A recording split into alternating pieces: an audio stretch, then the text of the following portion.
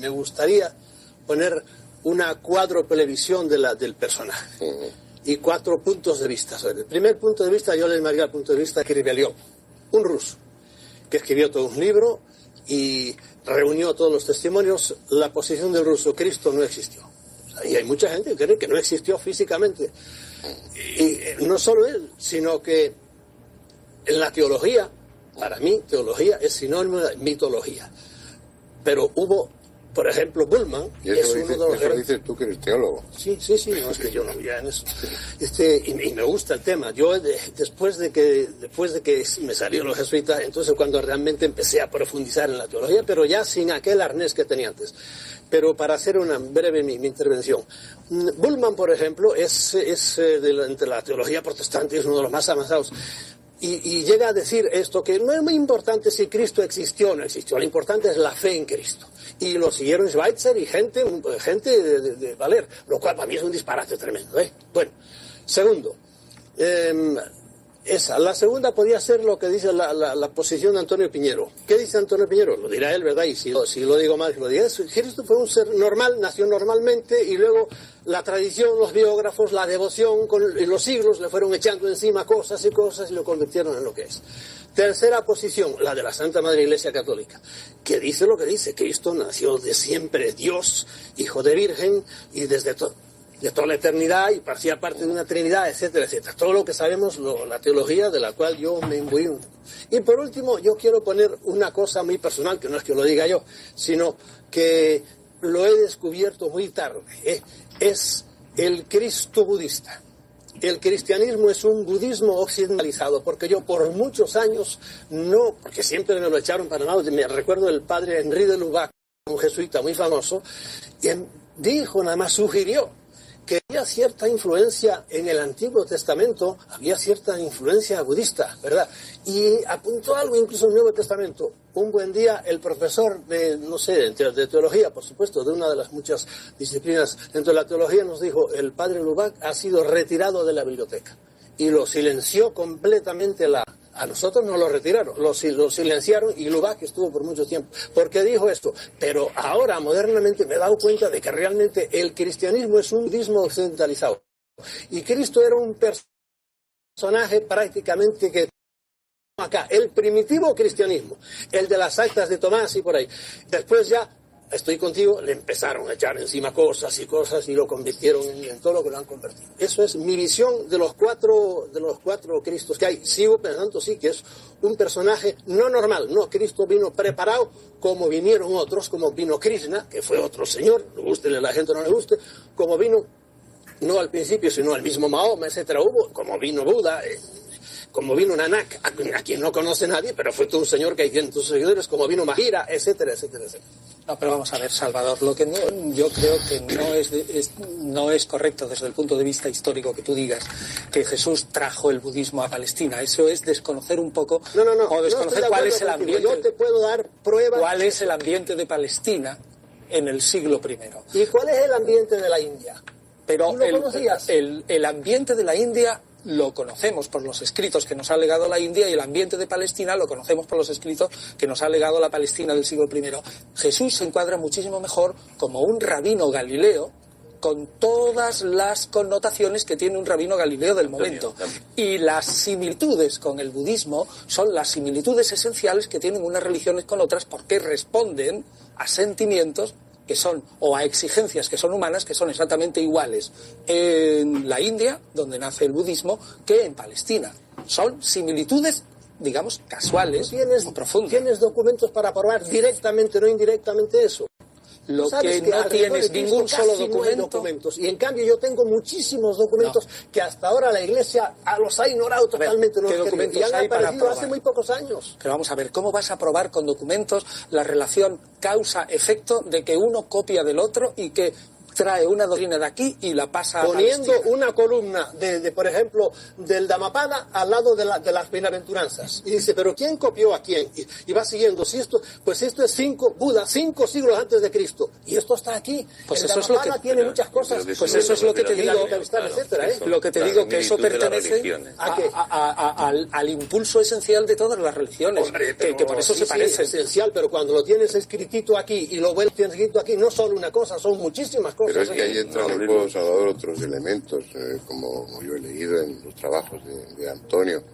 Y bueno, es el papel del gnosticismo dentro de la génesis del cristianismo y el adorno, el ropaje o la vestidura que da a ese mensaje, y a través del gnosticismo sí hay. El gnosticismo es verdaderamente precristiano. Esto sí que no le gusta mucho aceptarlo a la Iglesia, y que sí influye a la hora de repensar ese personaje al momento mismo de su muerte. Es una forma muy sintética para nuestros espectadores y para mí mismo. ¿Qué es la gnosis? ¿No? ¿Qué es la gnosis? La gnosis es un conocimiento religioso elevado, reservado a una élite. Y lo que afirma es que el ser humano tiene 2 partes, una material y otra espiritual. La única que vale es la espiritual, que es una centella divina que ha caído de arriba y que aquí está presa en la materia. Viene un ser superior que le envía la divinidad con la misión de rescatar esa centella divina y llevarla al sitio de donde procede. Realmente este es el esquema gnóstico, y es el esquema que se emplea para hablar luego de la misión de Jesús como redentor. Y el gnosticismo como filosofía, como religión, es anterior al cristianismo. No podemos probarlo con estrictos textos, porque no tenemos textos gnósticos precristianos, pero sí motivos precristianos, de tal modo que sí que podemos rastrear. Y el gnosticismo efectivamente también es lo esencial del impulso religioso humano, y en eso coincide también en parte con el budismo. Por eso ya te digo, no basta con que tú pongas un texto aquí y otro aquí para probar que este copió del otro. Simplemente se dan fundamentos. Cosas, hombre. No es eso solo. O sea que Jesús, en mi opinión, no copia nada de Buda, sino que responde a unas interrogantes religiosas que se dan en la India y se dan también en Palestina. Primera cosa, ¿tú crees que Jesucristo vivió en la India algún tiempo? No. Bueno, nunca jamás. Yo te doy los documentos. Ahora, lo que pasa ¿Pero es que qué documentos si son del siglo XVIII? ¿Qué? No, no, mira, si quieres te cuento la historia. Notovich fue un ruso. No conozco. Eso. Ustedes me dan cuatro evangelios que se escribieron, no se sabe, y yo muy bien, yo los admito, y resulta que como nos los tuvieron muy tapados, pues no sabíamos nada de ellos hasta que vino este individuo, fue y descubrió un día por chiripa que le hablaban de su Isa, el santo Isa, en Ladakh, al norte de la India. Entonces empezó y sacó unos documentos, publicó un libro, La vida oculta de Jesús. Fue tremendo lo que cayó encima. Eso es sumamente inverosímil. Pero espérate, hombre, déjame acabar. Que le cayera de todo encima. Bueno, entonces resulta que hubo un gran periodista, se fue hasta allá y no encontró nada absolutamente. Pero a mí, un año, por lo menos 5, 6, 7, 8 años, Abhedananda, que era un gran señor oriental, pero muy colado en las universidades norteamericanas, se fue para allá, ya hablando el tibetano, porque él era hindú, y empezó a descubrir una cantidad tremenda de documentos. Y el gran Rerich es un individuo que fue un genio, y si no lo conoces de él, pues entérate quién fue. Primero fue un gran pintor, pero además era antropólogo, arqueólogo, etcétera, etcétera. Era un gran señor ruso que tuvo que sufrir mucho con la revolución, etcétera. Se fue para allá y encontró y escribió muchísimo de él, y tiene 2 libros con documentos copiados. Resulta que aquel señor, al periodista, fue demasiado atropellado y no lo dejaron entrar los lamas. Pero cuando llegó Rerich, y cuando llegó Abhedananda, y cuando llegó la Clarence, una gran dama, y ahí están todos los documentos que los han tenido totalmente tapados. Y tú haces ahora mismo que hace la ciencia con los ovnis. No quiero saber de eso. No, lee los documentos. Ya los he leído. Léetlos. Y no me merece... ¿No los has leído nunca? Pues sí, señor. Lo que ha salido en la revista y no me merece ningún pero respeto. No es revista, pues el moderador. Venga, tiempo. El moderador. ¿Puedo preguntar algo? A ver, van a monopolizar ellos el debate. Yo creo que sí. Va a ser muy complicado. Aparte, estando aquí... No cabe la posibilidad, no por tratar de conciliar 2 posturas, de que no se esté refiriendo a Jesús, sino a otro personaje. Hay un poeta en que dice Isa o Cristo, dice, porque son muchos los textos, que hay muchísimos, y le llama Isa y Cristo. Le llama de 2 maneras, le llama el santo Isa, porque Cristo fue a los 12 años cuando desapareció, desde allí hasta los 29 estuvo viviendo, y te dicen por dónde anduvo. Volvió, lo mataron. Y eso consta también, es una especie de paralelo, tan antiguos como los evangelios, antiguos como los evangelios. Y entonces volvió a vivir con su madre. Está la tumba de Cristo está en el Rosabal. Así la puedes ver rodeada en un gran cementerio musulmán. Y la tumba de Murré, que es su madre María, está en otro sitio. Hoy defendida por... ¿A ti no te interesa? ¿Sabes lo que, lo que te digo, Salvador? Es que me gustaría... Yo tengo formación jurídica, entonces me gustaría saber eso que prueba. Es decir, porque aquí no se llaman igual. ¿Qué es exactamente lo que dicen estos textos? O sea, quería hacer una pregunta, ¿eh? Sí. Es decir, exactamente eso, pues si yo tuviera que ser juez, que en fin, es una cosa que tiene más que ver con mi profesión, y me plantearan una serie de documentos, yo me gustaría saber exactamente qué dicen, porque claro, decir que hay documentos que dicen cosas me parece muy bien, pero concretamente ¿qué? No, pero entérate tú, porque yo te voy a tener los documentos. No, pero el público no tiene por qué saber. Yo por muchos años me taparon esos documentos hasta que me metí en ellos. El problema está en que esos documentos no aportan nada a la intelección, a comprender mejor a Jesús. Totalmente, no aportan porque nada. Si no los conoces, ¿cómo me estás diciendo eso? Todas las predicaciones de Cristo, ahí están, y ahí es donde te digo, pero mira, si las esto entendemos es lo que muy vemos bien. luego en el Evangelio, y esto es la doctrina budista. No. Lo que pasa es que estáis hablando de cosas que, bueno, como ambos sois especialistas y tenéis una formación completa e información muy completa sobre el tema, los demás nos estamos enterando casi de nada.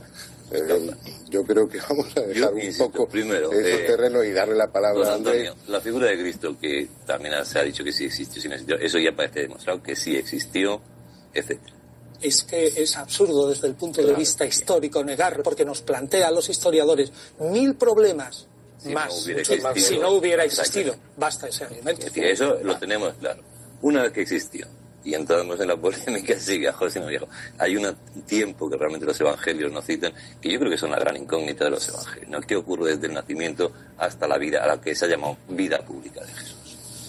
Pues no lo citan porque como ese personaje, como decía antes, y lo ha transmitido bien mi posición, ese era un rabino, por decirlo de alguna manera, de Galilea, como otros tantos. Y por lo tanto, hasta que no empezó su vida pública, no causó la más mínima sensación.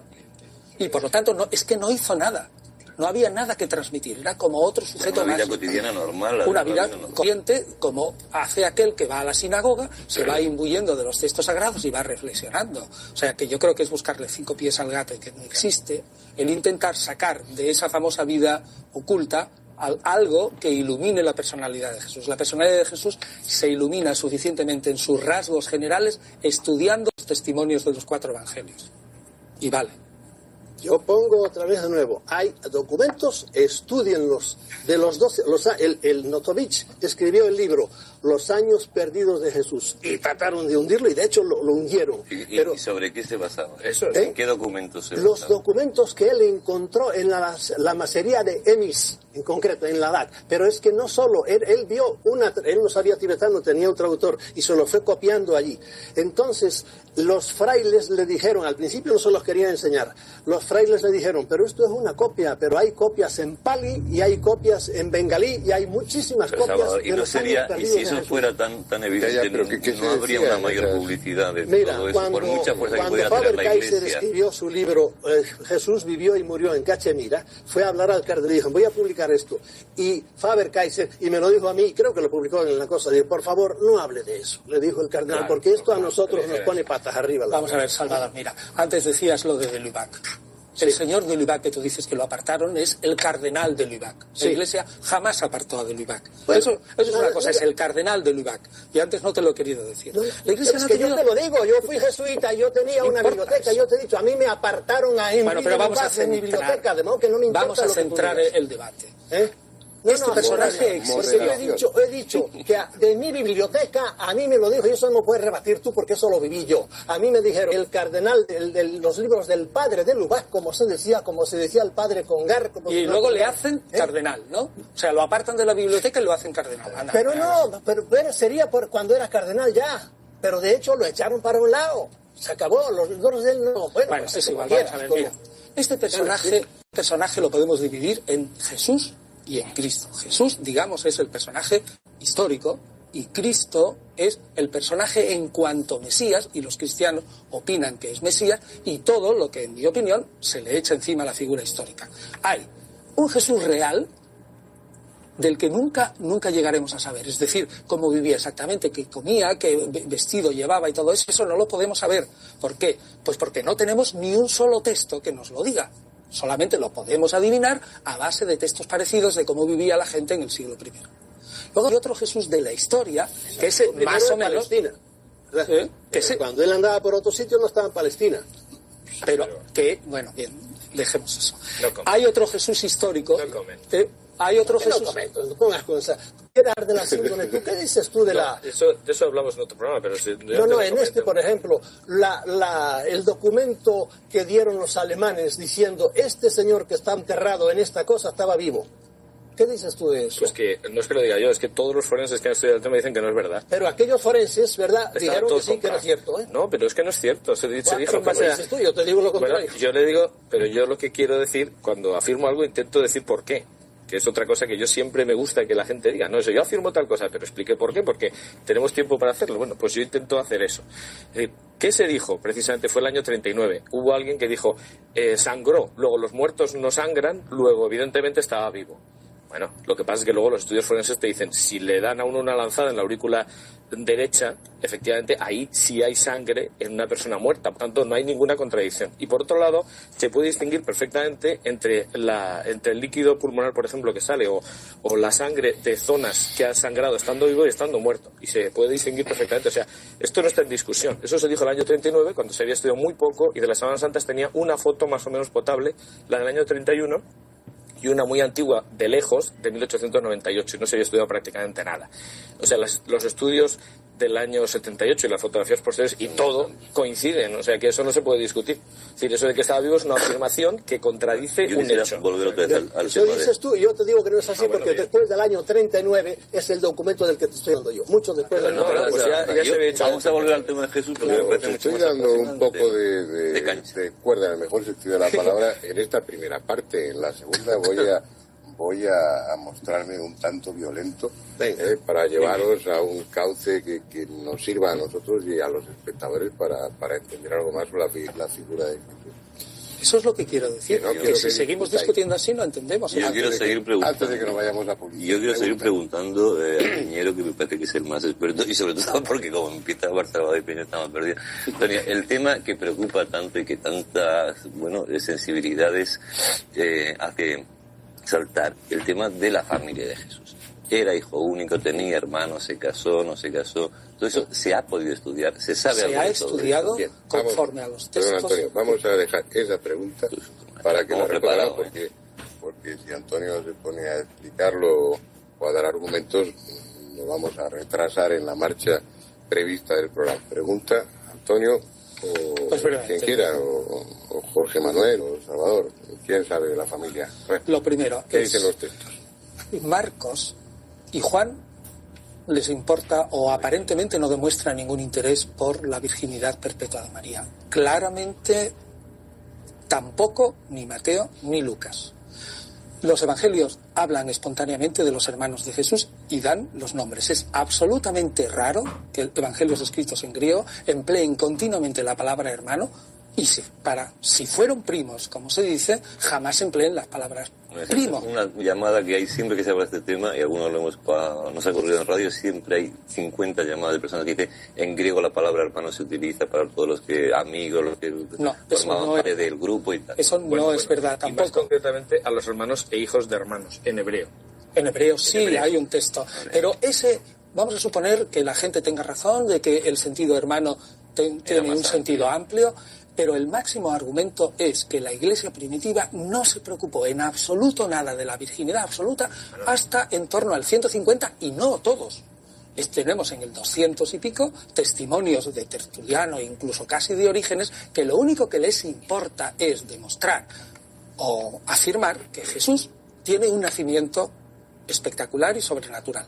Lo que hiciera la Virgen después no le importó nada a la Iglesia primitiva. Eso es un dogma, digamos, que se va formando lentamente y que hasta el siglo IV de una manera no aparece claro. Por lo tanto, digamos, lo más espontáneo es entender los textos y admitir que los primeros cristianos creían que Jesús había sido concebido milagrosamente, pero que una vez que el héroe, que es Jesús, no los hermanos, María siguió su vida con su marido tan tranquilamente. Esa es, digamos, la intelección normal, y es, por otra parte, la intelección de todos los exegetas protestantes y de algunos católicos. No obstante, aquí el problema está en que a veces, efectivamente, lo que dice Antonio es razonable. Pero, no obstante, hay algún argumento ajeno precisamente a la filología que puede ser interesante, y es que, por ejemplo, yo esto lo he oído alguna vez y también me parece razonable, y es que si Jesús en la cruz entrega a su madre a un amigo, eso es una irregularidad absoluta dentro de lo que es la costumbre hebrea, porque si hubiera tenido otro hermano, se hubiera quedado con sus hermanos, se acabó. Por otro lado, es verdad, como dice muy bien Antonio, y eso sabe mucho mejor que yo, y por eso ya sabía lo que iba a decir, que efectivamente en griego la palabra hermano no tiene vuelta de hoja, es hermano. Ahora bien, lo que ocurre es que en el contexto en el que se dice todo esto, no se distingue entre hermanos y primos, entre otras cosas porque hermanos y hijos de hermanos son hermanos también. Sí, pero vamos a ver, cuando están continuamente diciendo, ahí está tu madre y tus hermanos, claro, parece absurdo que continuamente quieran referirse a primos. Sí, si tomamos literalmente el texto, habría que seguir leyendo. Y entonces dice Jesús, pero realmente mi madre y mis hermanos son los que hacen mi voluntad y los que la siguen y tal. O sea, quiero decir que tomamos literalmente lo que dice, resulta que es que tiene muchísimos más hermanos o muchos menos, nunca se sabe. Quiero decir que hay que encontrar la cosa en su contexto. No he dicho que no sea razonable, he dicho que me parece muy bien, pero que tampoco se puede dar como definitivo. ¿Eso lo aceptamos? No existe ningún argumento definitivo para admitir que Jesús tuvo hermanos, pero mi argumento fundamental es que la Iglesia primitiva no le preocupaba. No le preocupó en absoluto y que aceptó tranquilamente que tuviera otros. ¿Tuvo hijos? Yo no lo sé. ¿Aparece en algún texto algo que puede indicar que sí los tuvo o que no los tuvo? Ninguno. Ni aparece ningún texto que la tradición es que no los tuvo. Sí. No, claro. Y es normal. Yo opino personalmente que ese personaje probablemente fue un personaje casado, quizás viudo, y que después se dedicó totalmente a proclamar la venida del reino de Dios y el fin del mundo inmediato y la instauración de una nueva sociedad. Antes de entrar en como he dicho muy bien, es una afirmación. Pero sí, no hay textos. Pero un momentito, si hemos elegido este tema propio para el coloquio, no quería decir para debate, pero es inevitable. Es un tema que mueve sentimientos, es precisamente porque es una figura poco conocida desde un punto de vista histórico, geográfico y con muchas lagunas en lo que se refiere, tantas, que se citaba en la primera parte, pues otra interpretación, otros textos en los que se alude pues a un viaje a la India donde se habla de eso. No quiero que entremos en el tema. Lo que sí quiero preguntarte, Salvador, por ejemplo, tú decías que la virginidad de María en un principio no importaba demasiado. La virginidad total. La virginidad post-partum, después del parto. La previa sí importó. La previa sí. Sí. ¿Eso desde el principio o se decide en algún concilio, en uno de los primeros concilios? Hombre, la virginidad absoluta de María tarda muchos siglos en definirse. Yo creo que lo que le importa al cristianismo primitivo es decir, este Jesús que es nuestro Redentor tiene un nacimiento no normal respecto a los otros. Lo demás, fuera. Ese es el tema, es lo que le quería pasar a Salvador. Esto no es una excepción. Es decir, multitud de personajes religiosos, y ni siquiera religiosos, como Apolonio de Tiana y como el propio Alejandro Magno, se les atribuye enseguida, como pasó con Buda, como pasó con Huitzilopochtli, como pasó con personajes de panteones religiosos de todo el mundo, se les atribuye inmediatamente una concepción virginal, por empeño en responde a una realidad, a un recuerdo, o desde un punto de vista psicológico es necesario imaginar que ese hombre o que ese superhombre o que esa figura no ha nacido por vía normal. ¿Por qué ese empeño? Bueno, los porqués son siempre muy difíciles de contestar. Estoy de acuerdo con Piñero, por lo menos en algo. Los documentos orientales también hablan de Jesús que tuvo hijo ninguno y que estuvo casado nunca. Yo me apoyo en versitos, pero algún día a ver si te puedo mandar alguna copia. La virginidad de María yo la he encontrado ya en los símbolos primeros, ¿no? Nació de María Virgen, en el primer símbolo, me parece que se llama de Jerusalén o por ahí, y en el Nicea está ya, se le llama Virgen, ¿verdad? Estoy también de acuerdo contigo en que lo que vino después ya les interesó menos, pero bueno, Ahora, el nacer virgen es una cosa curiosísima, porque yo he publicado una lista de no sé cuántos que todos nacen de madre virgen. Y lo curioso es que en Oriente ya cuando se desata la imaginación, cómo nacen a uno de los dioses orientales, no sé si fue a Salivajana o a quién, porque hay alrededor de unos 40 personajes parecidos a Cristo, fueron redentores, etcétera, de los cuales aquí no tenemos ni idea. A uno le nació su hijo, a la madre de él, nació aquí del sobaco. No sé a quién fue de ellos, pero de los bastante conocidos. A otro le nació a su padre del muslo, lo cual ya es rizar el rizo por ahí. ¿Por qué realmente quieren hacer nacer de una manera?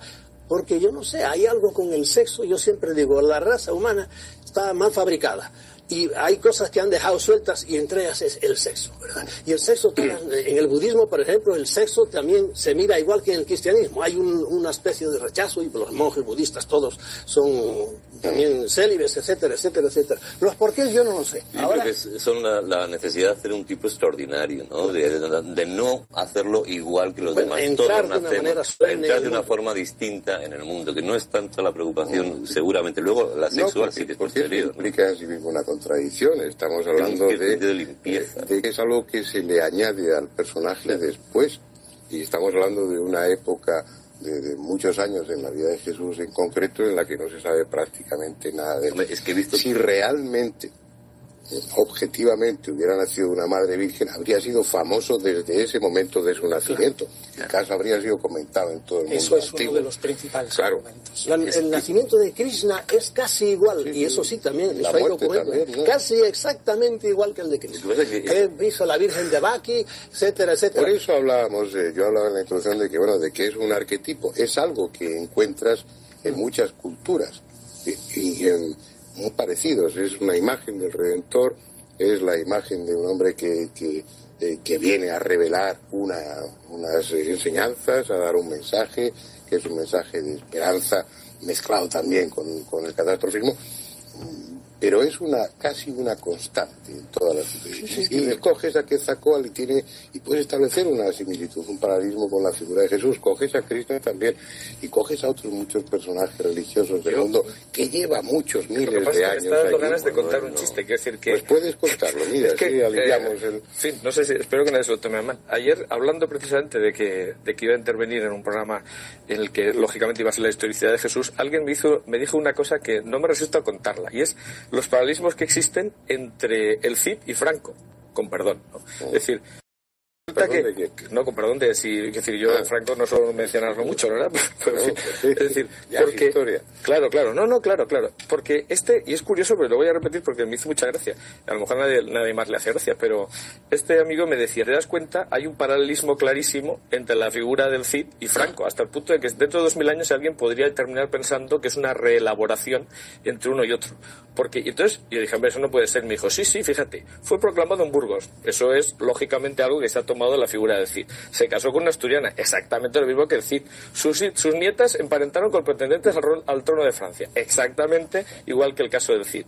Hay del Cid referencias a que los moros le llamaban, y hay textos escritos que le llaman el perro gallego. Esto lógicamente está tomado y se ha elaborado la figura de Franco a raíz de esa otra. Es decir, que haya paralelismos, pues es muy interesante, la verdad es que puede ser muy curioso, pero como elemento de prueba, la verdad es que es un poco... se tiene que quedar ahí.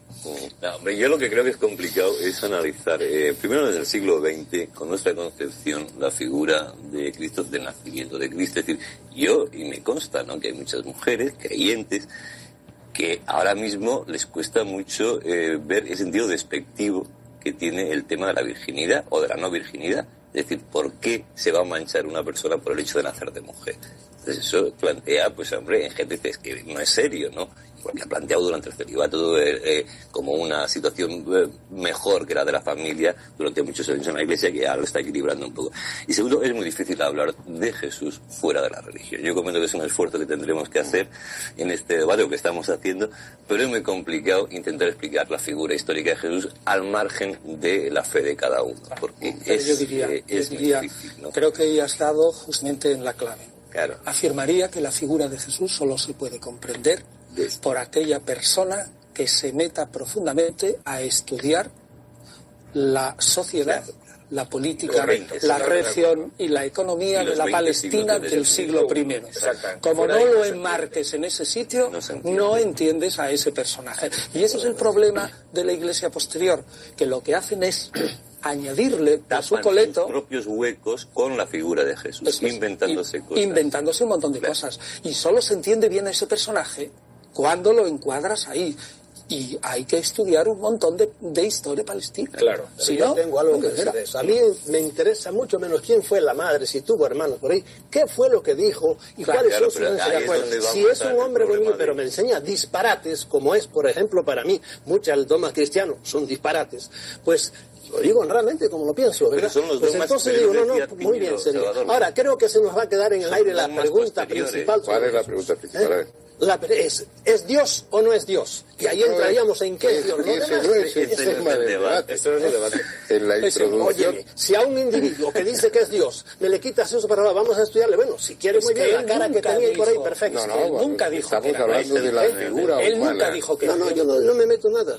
Perfecto, en eso estoy de acuerdo contigo. Nunca lo dijo. Bueno, lo que pasa es que según los textos evangélicos lo condenaron por algo parecido, porque realmente fue por blasfemia. La lectura de los textos evangélicos hay que hacerlo a un nivel y a otro nivel.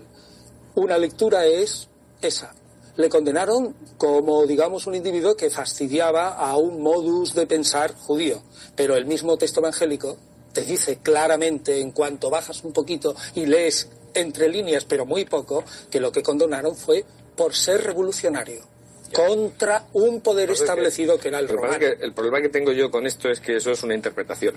No, ahí no hay ninguna interpretación. Si no lo pone el texto... Lo pone el texto. Y lo pone el texto claramente, que es condenado por Poncio Pilato como rey de los judíos. Lógicamente. Y eso Claro, es lógicamente, una porque- acusación estrictamente política. Lógicamente, pero Estrictamente también hay que política. tener presente Los que a Poncio políticos Pilato mentían, le entonces, importaría tanto como un hoy. pito que si le decían que era Dios, porque Poncio Pilato admitía la existencia de dioses diversos. O sea que, lógicamente... Pues es que jamás le condenan por decir eso. Bueno, claro, la autoridad romana, pero la autoridad judía, desde luego, no le resultaba indiferente. Es decir, en un momento en el que solamente citar la palabra de Dios ya era blasfemo, no se podía decir, la verdad es que, decir, no es tan raro, ¿no? Es decir, y el texto lo que pone es eso. Otra cosa es que uno interprete y Yo eso creo no que se esa la es la acaba. grandeza de la figura yo creo de que ahí hay Jesús, una ¿no? gran Que era confusión. políticamente incorrecto en su época, incluso. Políticamente Por ahí, correcto, claro, lógicamente, y claro, el era un juicio mensaje ante muy los romanos subversivo, tiene que ser decía que había que adecuado a su mentalidad. aunque fuera sábado, buscar el cordero y todo aquello, se pegaba de ofetadas con todos sus colegas, en el caso de que fuera rabino y todo lo demás. Pero a los romanos les daba igual eso, Bueno, no claro, podían pero los condenarlo por eso, romanos- yo creo lógicamente. yo creo que claramente los romanos no se implican y le condenan a muerte por política, porque era un problema para Que es la acusación que se puede utilizar en ese momento, porque es que pero tampoco no se puede por utilizar otra. decirse Dios, le condenan por política. Lógico, pero no... Por razones Estamos políticas. hablando de la muerte, estamos hablando de las causas de la muerte, de las circunstancias. Ni siquiera tenemos claras las circunstancias del nacimiento. Yo no sé si nació en Belén o nació en Nazaret. No, ese es el problema de No sé Jesús. si realmente venía de los fariseos o no sé. Pero fíjate, Antonio, que ese es el problema de Jesús y de todos nosotros, porque yo No sé recuerdo sus un artículo de Fernando planteamientos. Jiménez del Oso sobre el Belén, en las pasadas Navidades, el disparate que es un Belén, que es un poco la idea elemental que podemos tener todos los cristianos de ahora mismo. Entonces, toda la serie de incongruencias que se ponen en un Belén, desde los cerditos, creo que hablaba esto de los cerdos por allí Imagínate pastando, cerditos lo en un de el contexto empadronamiento, todo eso, que todo, la religión que sabemos, la leyenda, no lo sé cómo llamarlo, es decir, hubo un empadronamiento, degollaron a todos los... Esto, Nada de eso es probable históricamente. Bien, me alegro mucho que hayas dicho probable. No es O sea, porque probable antes has hecho una históricamente. afirmación demasiado fuerte y es a la que he reaccionado. Yo sé, eso nunca lo dijo, no lo sabemos. O sea, si no sabemos otra cosa tampoco podemos saberlo. No, Bueno, las y escrituras. probablemente... Pues probable, no lo venga, eso lo admito. Verás, lo primero es muy verosímil que naciera, como te dices, en Nazaret y no en Belén, y que más tarde, como ya existe la idea de que él es el Mesías, y hay una tradición, porque hay otras, ¿no? Sobre todo fundada en el profeta Miqueas, en el capítulo 5, de que el Mesías ha de nacer en Belén, se le ha de nacer en Belén. Pero lo más probable es, conforme a la manera de nombrar a un personaje en la época, es que ese personaje naciera en Jesús Nazaret. de Nazaret y los nazarenos, era como se llamaba Etcétera. la Bien, secta. segundo, respecto a lo del censo. Hoy no hay absolutamente ningún Antes, historiador sí. Bueno, sí. que no afirme claramente. Fíjate, y a un católico, que Lucas se equivocó. Es decir, todos admiten... Qué difícil es eso. Todos admiten en general que Lucas se equivocó en 10 años, lo del censo. Sí. Bueno, pero eso es una prueba diabólica. Decir que una cosa no existe es imposible de probar. Es decir, pruebe usted que no ha estado en tal sitio, uno puede probar que ha estado en un sitio. Lo que podemos probar es por toda la historia del Imperio Romano que no hubo 2 censos de Quirinos, sino uno solo. Y el único que de Cristo, es decir, probablemente de 10 a 12 años. Es que hay una incongruencia, por lo poco que yo sé. Es decir, no puede ser del tiempo de Herodes y al mismo tiempo del tiempo de Quirino. No puede ser. Sí. No puede ser. Cosas está claro, eso está claro. Ahí hay un error claro. En lo que referíamos eso a... es una afirmación, claro. No es una afirmación. Esto es un estudio de los textos. Dicen los evangelios, y además todo el mundo está de acuerdo, que nace en la vida de Herodes el Grande. Herodes el Grande muere el 4 antes de Cristo. Sí. Y Quirino es gobernador a partir del 6. A partir del 6 después. Es decir, como mínimo 10 años más tarde. Oye, que también Marcos se coló en lo de San Eso es lo que decía, ¿no? Si es que me he interpretado al revés lo que quería decir. No, si todo eso en el fondo no tiene ninguna importancia. Tampoco tiene Por eso estamos hablando del aspecto humano, histórico y demás. Yo creo que lo que importa en un personaje, que es lo que dejamos al margen, un personaje como este, es el mensaje, que bueno, que esa es otra historia, no entramos en ello. Todo esto sería lo frívolo, lo anecdótico de Jesús. Lo realmente importante para el creyente, pues es lo que él dijo, para... Nosotros lo estamos contemplando no desde la perspectiva del creyente, sino desde la perspectiva histórica, desde la perspectiva biográfica y social y todo lo que es importante desde esa perspectiva histórica es decirle a la gente que desde el momento de la muerte de Herodes el Grande hasta el año 60 aproximadamente, que es cuando ya se gesta la gran revolución de los judíos contra los romanos, hay por lo menos 12 mesías. Claro. Como mínimo 12. Claro. Ahora, me dejan otra vez poner ese es el gran punto de vista herético. Ahí entran, yo de nuevo tengo que ver gente de arriba. Somos una granja y alguien los seleccionó. Tú para arriba. Y de entre los 12 agarraron, no estén de acuerdo conmigo ahora, yo sí lo creo así. Y cogieron ese y lo levantaron para arriba y se acabó. Como ha pasado con otros señores en otras religiones, hubo también sus discrepancias entre los fundadores y por ahí de repente uno es el que se va para arriba, porque alguien lo coge y lo levanta para arriba. Es un punto de vista muy personal y si quieres muy herético. Quiero desdecirme, por si se me entendió antes, algo de lo que dije. Las cosas que Jesús no dijo no fueron disparates, no. Más bien decía cosas mucho más de hombre que quiere evolucionar. Disparates son los que después vino la Santa Madre Iglesia a echarle al dogma y hacernos creer en cosas increíbles, ¿verdad? Esos sí son disparates, en infiernos eternos y cosas de esas, nada. Yo creo que Cristo nunca habló nada de eso. Bueno, es decir, eso sí que es una prueba. Eso está probado que no habló nada de eso. Bueno, no sí, hablaba de la guerra y todas esas cosas por ahí, pero bueno, eso son maneras de hablar. No, más de 40 como lo dice la Iglesia, definido. Hay más de 40 citas en los bueno, me he perdido, no sé de qué estáis hablando. No, está hablando de si Jesús, por ejemplo, creía o no creía en un infierno eterno. Y yo estoy convencido de que sí creía, porque entra dentro de la mentalidad de los judíos de la Palestina del siglo I. Probablemente creía. Yo no lo pongo a él en esa mentalidad, sino que más bien en la mentalidad budista, pues no. Pero te sales totalmente de la historia. Claro. Bueno, la historia vuestra. Vale, de acuerdo. Bueno, ¿y por qué cuaja la figura de Jesús? Mira, eso pero eso es un problema que realmente tampoco puede dar la historia como tal una solución definitiva. Yo te podría decir diversas razones. Primero, cuaja porque uno de sus seguidores es un hombre genial, que es Pablo de Tarso, y es capaz de ofrecer, desjudaizar esa figura, presentarlo como un salvador universal y satisfacer las necesidades de redención de amplias masas del imperio. Segundo, cuaja esa figura porque el grupo que le sigue reinventa la seguridad social. Es el grupo que mejor protege a sus huérfanos y a sus viudas, y meterse dentro del cristianismo era un seguro. Tercero, cuaja también porque tiene un talante literario maravilloso. Es decir, que la predicación sobre los evangelios se hace fácil, porque los evangelios son una lectura bonitas y fantástica. Y cuarto, sobre todo, porque la reinvención de la doctrina de Jesús en los primeros momentos se acomoda perfectísimamente a lo que en ese momento se demandaba a la sociedad. Hay una operación de marketing religioso consciente o inconsciente, que es un éxito. Ahora, otras razones más profundas, bueno, pues el creyente dirá, es el Espíritu Santo, pero la historia no puede meterse en eso. Pero vamos a ir centrando, ya nos vamos acercando a los últimos minutos. Perdona, José Manuel. Primero, no está claro, no vamos a resolver las cuestiones aquí, es completamente imposible porque, pues bueno, han ocupado mentes muy preclaras y durante muchísimo tiempo y no lo han resuelto. Pero no sabemos si nació en Belén o nació en Nazaret. No sabemos si nació en tiempo de Herodes o en tiempo de Quirino, del gobernador de Siria. No sabemos, obviamente, si tuvo hermanos o no, y estoy hablando históricamente y documentalmente de lo que podemos saber o no podemos saber. Pero hay otra historia que se nos ha vendido siempre, y es Jesús era el bueno y los judíos los malos. Y bueno, una exégesis, un estudio tanto riguroso o mínimamente riguroso viene a decir que no, que Jesús formaba parte del pensamiento judío, del pueblo judío, y y que probablemente ocupó un lugar dentro de la jerarquía de los rabinos o de los... Vale. Lo cual Eso es así, tal como lo estoy diciendo. Hombre, es mucho más probable eso que cualquier otra elucubración, claro, lógicamente. Claro. Si eso encaja. Sin embargo, quisiera decir una cosa, que a lo que estabas diciendo tú antes de que triunfó porque realmente, pues, filosóficamente, pues, encajaba muy bien, la verdad es que relativamente, porque la muerte no encaja para nada. Es decir, el Antiguo Testamento dice, maldito el que cuelga del madero. Para los hebreos era absolutamente inadmisible predicar la muerte.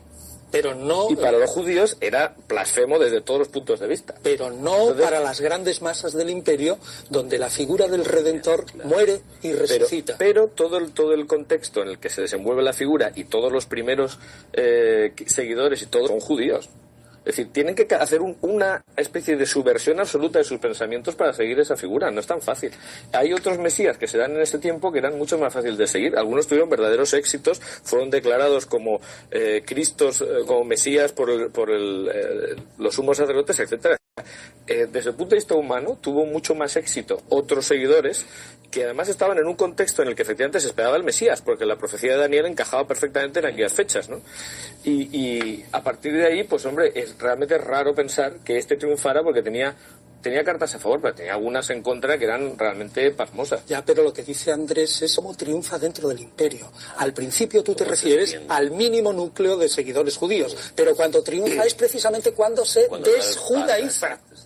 Precisamente cuando se desjudaiza. El gran problema del Antiguo Testamento. Claro, cuando se desjudaiza. Esa es la clave. Sí, no digo que Yahvé no era exportable, por hablar en una terminología moderna, y no era exportable, y sin embargo Jesús sí era absolutamente, la figura de Jesús sí tú la desjudaizas. Vino a Constantino, ¿no? Y echarlo para arriba. Lo que parece claro es que al margen del aspecto religioso, pues, si es Dios como piensan los creyentes, pues está todo justificado. Claro, sin duda. Claro. Pero desde fuera, desde la postura del no creyente, pero tienen que haber sido muchas y diferentes las circunstancias que han influido para que un movimiento filosófico, religioso, espiritual haya prosperado. Pero que ha requerido, como hemos visto a lo largo del coloquio, que para su mantenimiento y engrandecimiento se hayan ido añadiendo elementos ficticios, piadosos, convenientes.